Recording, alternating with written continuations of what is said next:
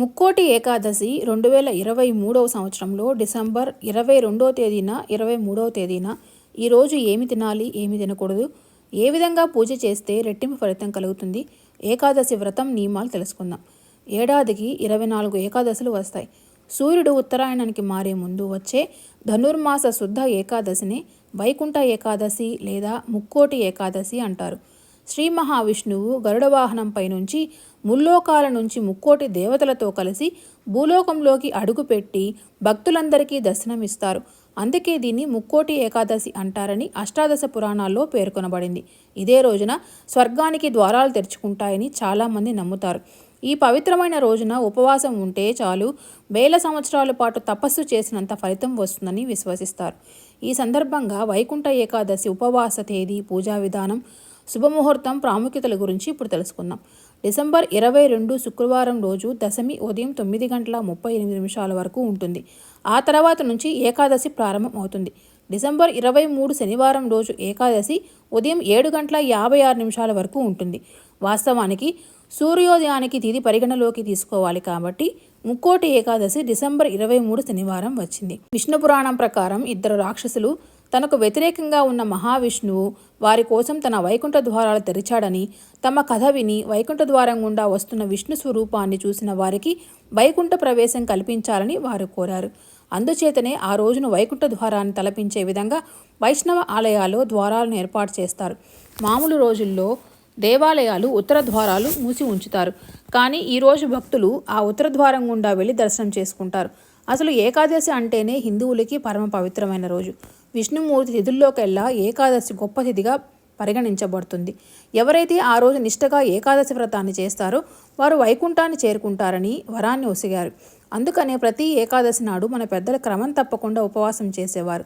దీనివల్ల ఏకాదశి ఫలం అనే పుణ్యము, ఆరోగ్యం అనే పురుషార్థము రెండూ లభించేవి.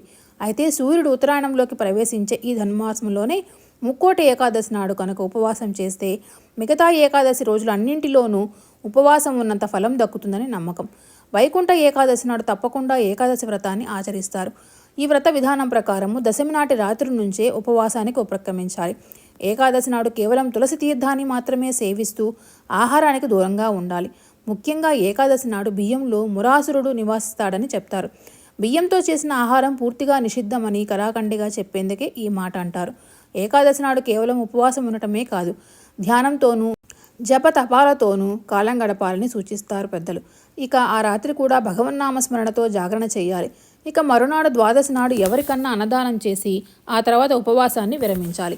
ఒకవేళ ప్రతి ఏకాదశికి ఉపవాసం ఉండటం కుదరకపోతే తొలి ఏకాదశి, నిర్జల ఏకాదశి, వైకుంఠ ఏకాదశి వంటి రోజుల్లో అయినా ఉపవాసాన్ని ఆచరించమని సూచిస్తున్నారు. అందుకే వైకుంఠ ఏకాదశి రోజున ఉపవాసం ఉంటే ఏడాదిలోని అన్ని ఏకాదశుల్లోనూ ఉపవాసం ఉన్నట్లే అని కూడా పెద్దలు చెప్తారు. వైకుంఠంలోని విష్ణుమూర్తి ముక్కోటి దేవతలకు ఈరోజు దర్శనమిస్తారు. కాబట్టి ఈ ఏకాదశి ముక్కోటి ఏకాదశి అని, వైకుంఠ ఏకాదశి అని పిలవడం జరుగుతోంది. వైకుంఠ ఏకాదశి నాడు భక్తులు కూడా విష్ణుమూర్తిని ఉత్తరద్వార దర్శనం ద్వారా సందర్శించుకుని తరిస్తారు. పూజ. వైకుంఠ ఏకాదశి రోజున సూర్యోదయానికి ముందే నిద్ర లేవాలి. నదీ స్నానం అందరికీ సాధ్యం కాదు కాబట్టి ఇంట్లోనే తలస్నానం మాత్రం చేయడం మంచిది. స్నానం అనంతరం పూజ గదిని శుభ్రపరచుకొని తోరణాలతో అలంకరించాలి. వైకుంఠ ఏకాదశి విష్ణుమూర్తికి ప్రశస్తమైన తేదీ కాబట్టి ఆయన ప్రతిమను కొలుచుకోవాలి. కొందరు ఇళ్లలో ఈ రోజున విష్ణుమూర్తి కలశం పెట్టే ఆచారం కూడా కనిపిస్తుంది. పూలతో పాటుగా హరికి ప్రీతిపాత్రమైన తులసి దళాలతో ఆ స్వామిని పూజించాలి. ఉత్తర ద్వార దర్శనం. ఈ రోజున విష్ణుమూర్తిని వైకుంఠ ద్వారం వద్ద దర్శించుకున్న మధు ఖైటబులు అనే రాక్షసులకి శాప విమోచనం కలగడంతో తమలాగానే వైకుంఠ ద్వారాన్ని పోలిన ద్వారం ద్వారా హరిని దర్శించుకునే వారికి మోక్షం కలగాలని వారు కోరుకున్నారట. ఉత్తర దిక్కు జ్ఞానానికి సూచన కాబట్టి ఇహలోకంలో కొట్టుమిట్టాడుతున్న తమ మనసుకి పరిపక్వత కలిగించమంటూ ఆ భగవంతుని వేడుకోవడం ఈ ఉత్తర ద్వార దర్శనంలోని ఆంతర్యంగా కనిపిస్తుంది. కాబట్టి ఒకవేళ గుడికి వెళ్ళటం కుదరని పక్షంలో ఆందోళన చెందకుండా ఉన్న చోటే ఆ హరిని ధ్యానించుకుంటూ తనలోని అజ్ఞానాన్ని తొలగించి శాశ్వతమైన శాంతిని ప్రసాదించమని వేడుకోవాలంటూ పెద్దలు సూచిస్తున్నారు. ఉపవాసం. వైకుంఠ ఏకాదశి రోజు మురరాక్షసుడు బియ్యంలో దాక్కుంటాడని, అందుకే బియ్యంతో చేసిన ఏ పదార్థం తినకుండా ఉండాలని అంటారు. ఈ రోజున ఉపవాసం ఉంటే మిగతా 23 ఏకాదశులు ఉపవాసం ఉన్నట్టే అని విష్ణు పురాణం చెప్తోంది. ముర అంటే తామసిక రాజసిక గుణాలకు అరిషడ్వర్గాలకు ప్రతీక. వీటిని ఉపవాస జాగరణల ద్వారా జయిస్తే సత్వగుణం లభించి తద్వారా ముక్తికి మార్గం ఏర్పడుతుంది.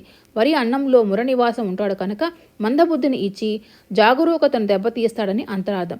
ఏడాది పొడవునా ఏ ఏకాదశి రోజు ఉపవాసం చేయడం కుదరకున్నా ముక్కోటి ఏకాదశి రోజున ఉపవాసం ఉంటే అపార ఫలితం దక్కుతుంది అంటారు.